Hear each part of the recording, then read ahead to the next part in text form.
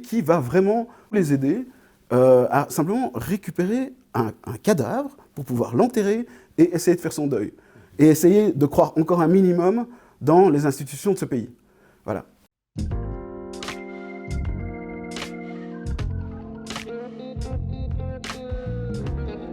Donc je vais vite résumer et rappeler qu'il y a une violence policière, qui, enfin en tout cas, une intervention policière à Roulers, dans le domicile de Lamine Mangora qui doit être expulsé de ce domicile. Ils sont 8, il subit une clé d'étranglement, un plaquage ventral, et il en meurt. Ça rappelle plein d'autres cas, hein, en France ou aux États-Unis avec George Floyd.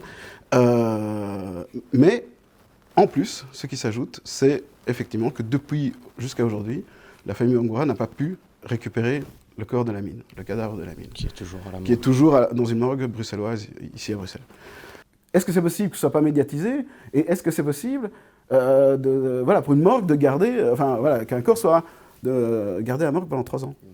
Il y a un réel problème de racisme structurel et de violence policière dans la police belge. On est quand même à un mois, enfin en tout cas nous dans ce pays, en un mois il y a 2 personnes qui meurent dans des commissariats. Voilà, toutes les 2 afrodescendantes, non blanches, toutes les 2 moins de 30 ans. Voilà. Et on attend l'enquête qui va être menée dans un entre-soi et pour savoir qu'est-ce qui s'est passé. Parce que bon, tout de suite, pour calmer les médias, le parquet sort des communiqués. Ils avaient fait la même chose avec Lamine Mangora. Hein. Il n'y a pas de trace de violence, il n'y a pas ceci, il n'y a pas cela, il n'y a rien. Il s'est étouffé tout seul, et il est mort tout seul. Ilyes, donc le ressortissant algérien, de 29 ans, ben, voilà, il était dans la prison, voilà, il avait mangé le soir, tout allait bien, et puis le lendemain, il est mort.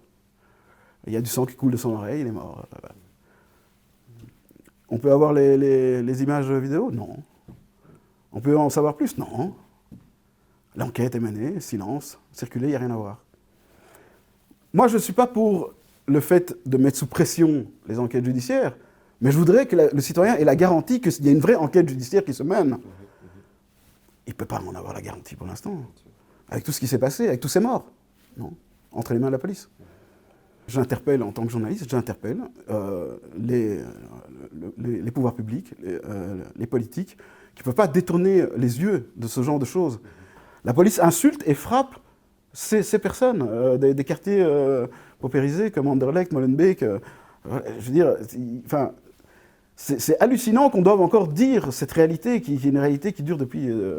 voilà, que maintenant, entre guillemets, les belgo-blancs, comme je les appelle, donc les Belges blancs, commencent à découvrir. Je pense qu'en Belgique, il manque vraiment d'une analyse critique des médias, faite par des journalistes ou par des non-journalistes, mais qui ait une possibilité de débat sur l'année. Alors, les médias mainstream vous diront aussi, on fait des émissions, etc. Mais c'est toujours dans leur cadre, avec leurs invités, et donc pour que, en gros, s'il y a un petit feu, ben, ils s'éteignent vite, etc. Bon, voilà, moi je suis plutôt pour le vrai débat contradictoire et libre.